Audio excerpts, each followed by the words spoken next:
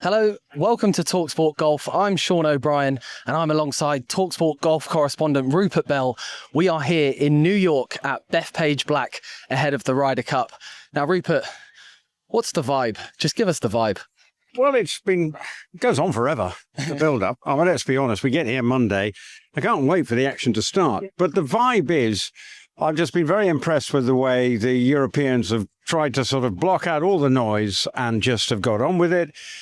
Quite impressed with the way Keegan Bradley is sort of galvanizing his troops and doing the right thing. So far as we record this, there hasn't been any foot-in-mouth moments from either team. It's all been very well managed and manicured. And so the vibe is now, let's just get on with the golf. Yeah. And let's, we can overanalyze what is going to happen on Friday when they tee off at 7:10 local time here in the morning in front of a vociferous crowd.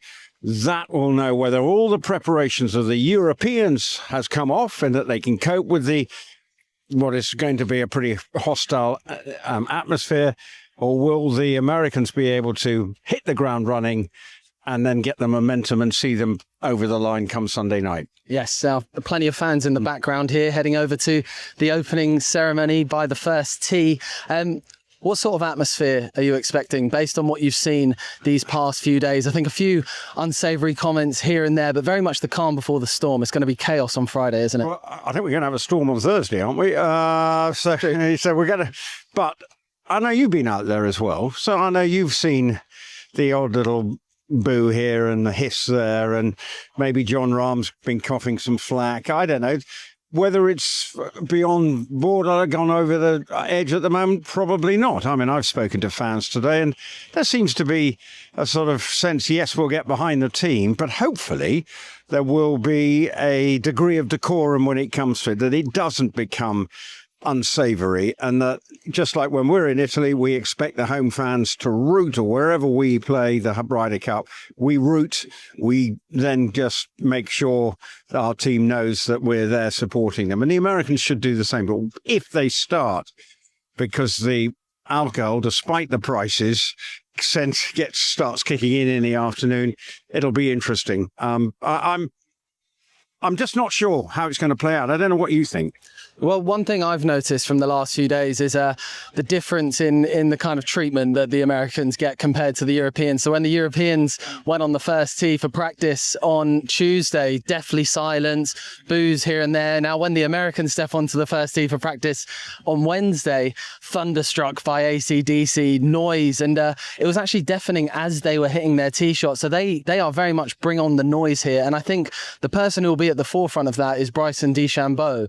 Now, I'm not sure if you saw some of the scenes on the driving range, basically just hitting it as far as he could. I saw him walk past a few fans today. It feels a little bit like Bryson Mania out here. Now, with Donald Trump in town, someone he's actually quite close to, how do you think the Americans are going to really press home that home feeling? Well, I think Keegan's talked about, hasn't it, that it's Bryson DeChambeau is seen as the Captain America of this particular team, because he brings all his followers, coming through, and the sort of live element, the sort of pop star element. And he has been terrific on social media and getting a following, and he is the rock star element of it. The rest, it doesn't come as naturally to them. He seems to embrace it. And of course, he wants to showboat on the first tee. But will he showboat when he's hitting his first tee shot on Friday morning, or whenever he plays his first tee shot? I'm not so sure. This is all smoke and mirrors. Of course he's going to go out there and give the fans what they want. He knows that's part of what they've come to see, and giving the fans the experience. Look at him hitting that tee shot over the first dog leg, aiming for the green. In foursomes, don't think he'll be wanting to do that, because if it goes wrong and suddenly his team are one behind, he will have to use his common sense. But in four balls, he could be a force to be reckoned with. Now, none of this will come as any surprise to the Europeans. They are, as Paul McGinley says, the most prepared team in Ryder Cup history. More money spent on this Ryder Cup than any other for Team Europe. Do you think that they have a chance here? And given that they've only won away Ryder Cups 4 times in the past. How much of an achievement would it be if they were able to overcome all of this and win here in New York? Yeah, and the Americans have made a play that they're 27-11 up or something. Well, forget that, because actually, if you think since Team Europe, we've managed to win 4 times on American soil since we became a European team in 1979. So it's a very different vibe now. So that figure is irrelevant, because when we were GB and I, we didn't count for anything. We have a chance, but we, of course, have seen the last few, whether it be us or the Americans, it's been one-sided. In Whistling Straits, I think you can put a line through Whistling Straits, because that was a weird Ryder Cup. There were no European fans at all. It was a strange atmosphere post-COVID. They whipped us basically in 2016, but then we have one in 2004. We have one in 2012. And that's why our time, our place is the sort of mantra. And I definitely do think they have a chance, because it's this, I think you might agree with me. There's only one change. It's a Højgaard for a Højgaard. And basically they play over here. They're used to playing over here. They used to be playing in front of, partisan American fans, albeit on the PGA Tour. But obviously this is ramped up to another big level, because the sports fans we get here are not always, they're just sports fans who don't necessarily follow golf week in, week out. They want to be part of a huge sporting occasion. We see that in all sports. You're an event junkie. And probably the New Yorkers saying, the Ryder Cup's in town. We won't ever be again, or in my lifetime, we'll go and pay $750 to go and have the privilege. But I do think we have a chance. I genuinely do. But you've walked, you're a young man, so I know you've walked every yard of the 7,300 and seen the course. And I think you probably would agree, there's no rough. It's going to be a putting competition. Yeah. Well, that was the thing that struck me that probably won't come through on the television, is just how hilly it is. It seems like every single hole, there's a steep incline up to the tee, and then you'd see off... Up to 18 if he gets there. It's a up Mount Everest. It's crazy. And then you drive into the fairway, there's a steep decline into that, and then you're back up to an elevated green. It's a blind approach shot.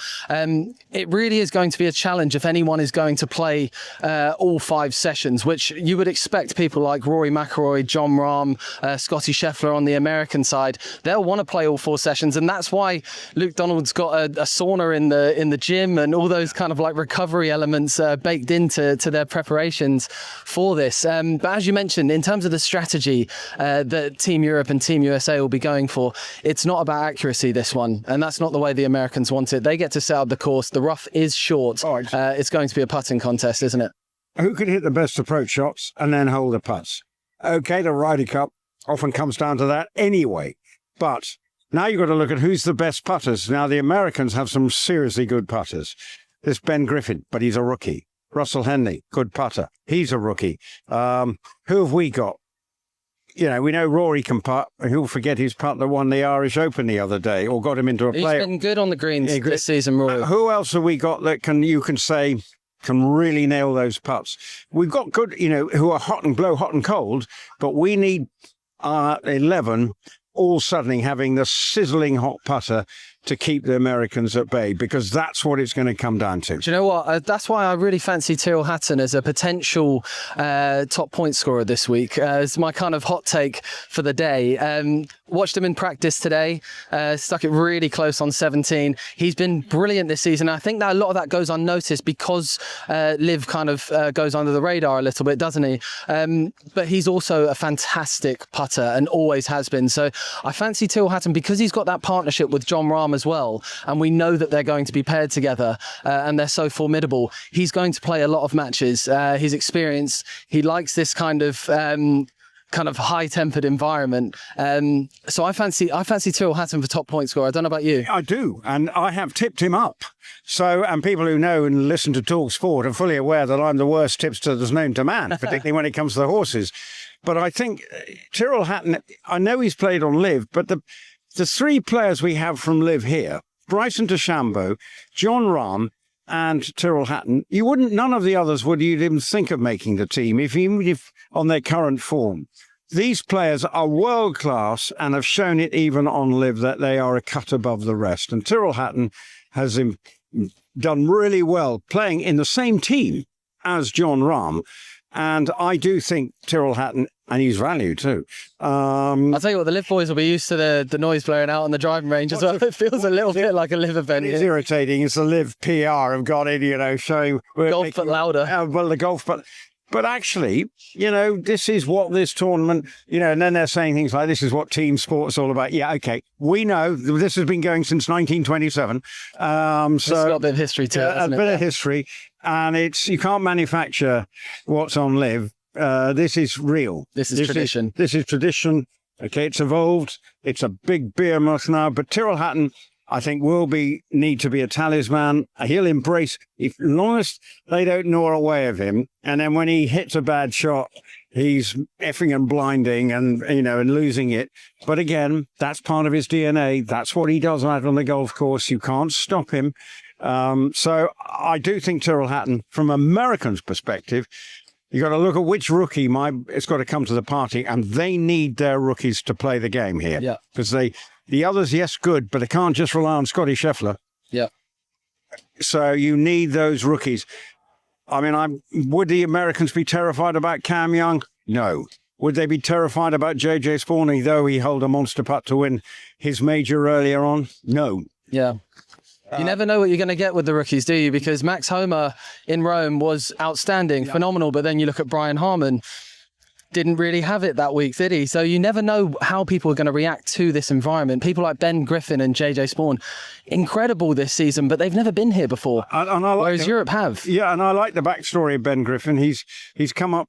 He's been to the School of Hard Knocks even from a young lad. He wasn't handed to him on a plate, and he had to work hard and find a way. And his parents sacrificed an enormous amount at various stages in his childhood to get him to where he's now. Okay, he's earned enough money now to pay them back. Well, he was a mortgage advisor, I believe, just a few years ago, contemplated giving up golf. And now he's probably been one of the top 5 players in the world this year. And I think as well, you look at players like Russell Henley, and while they might not be household names like, say, Victor Hovland and Shane Lowry, the Russell Henleys of this world have been better on the golf course this year. So it all just comes down to whether you can perform in a hostile environment. And I think that takes us to the big question, doesn't it? Which is, what is the outcome going to be? I think it's going to be very hard for all of Europe's preparation and all the our time, our place that you allude to. And if you haven't seen that video over on the Ryder Cup, I had to say at the end of it, I said, oh, it's emotional, isn't it? No, because we watched it together and we went, I remember both of us, and we're watching it and we're going, oh, God, this is a bit sentimental. But and then I got drawn into it. And by the end of it, I'm a blubbering wreck. It sums up the difference in approach between the Americans and the overarching narrative that it's individuals coming together and trying to be a team versus Europe, who naturally just have this togetherness and this wider purpose. Now, will that be enough alongside all the preparation, all the experience and all the form that Europe have coming into this to overcome what is going to be the most hostile thing in the world? I'm not so sure. And I do think the Americans are going to have just about enough talent to win the day. I'm going to say 14 and a half, 13 and a half. The old school close one, right? I think for Europe to have any chance, they have to win the opening foursomes in whatever, be ahead after the... And that was 4-0 in Rome. We're good at foursomes. And, that they've got to be ahead. I think they need to be ahead going into the singles, because even in Rome, we didn't win the singles. We were 6 apiece. So, and speaking to Billy Foster, there will be swings and arrows. 1 minute it'll be red on that final day. There'll be blue all over the place, or there'll be red. We need to be ahead, because that will just put the Americans slightly on the back foot. They can't afford an error. So if we're leading going into the singles, then we, I think, can win. If we're not, and we're behind the 8 ball going to the singles, it will be America. And I'm afraid if they are, I could easily see us back to having another wide margin victory. I don't want it. I think Europe are good enough, but that has to be the scenario for Europe to win. Get ahead in the first 2 days, and then ride the roller coaster on Sunday, and hopefully 14 apiece, that'll do, because that means we retain the trophy. That's all they do. Get to 14, please, boys. And of course, 12 of those points available on Sunday. Anything can happen. It all begins on Friday, 12:10 UK time. That man, Rupert Bell, will be on hand to bring you the opening tee shot, and I'll be giving updates throughout the weekend. We can't wait. On AM, on DAB, via the talkSPORT app and on your smart speaker. talkSPORT.